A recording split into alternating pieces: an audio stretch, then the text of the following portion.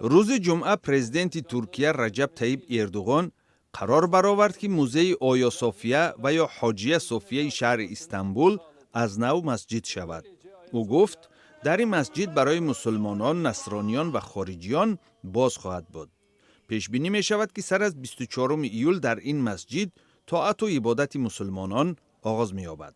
فعالان از سال 2005 تلاش داشتند که مقام مسجد این بنای تاریخی برقرار شود. حزب حاکم عدالت و رشد پرزیدنت اردوغان هم طرفداری چنین تصمیم بود. این قرار را بسیاری از ساکنان ترکیه دستگیری می کنند. به گفته آنها مسجد تجسمگر ماهیت ترکیه می باشد که اکثر اهالی آن مسلمان است.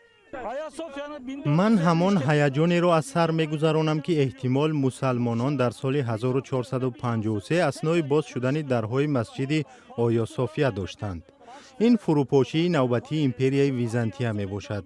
این کشایش نوی مسجد می باشد که از طرف فاتح محمد باز شده است. این احیای اسلام و مسلمانان است. برهم دادن موزه و احیای مسجد باعث جنجال بزرگ بین المللی شد. یک عده کلیساهای ارتدوکس و یا پروسلاوی مخالف این قرار هستند. به قول آنها آیا صوفیه در سال 537 میلادی همچون کلیسای ارتدوکس نصرانی در شهر کنستانتینوپل، آن زمان پایتخت امپریای ویزانتیه، بنیاد شده طول 900 سال مکان طاعت و عبادت نصرانیان بوده است. سال 1453 امپریای عثمانی پایتخت ویزانتیه را به استانبول و کلیسای آیا صوفیه را به مسجد تبدیل داد.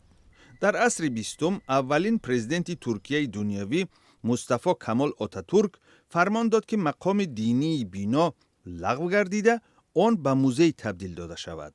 این قرار سیاسی مسلمانان و نصرانی ها را که برای بنا تلاش داشتند آرام کرد.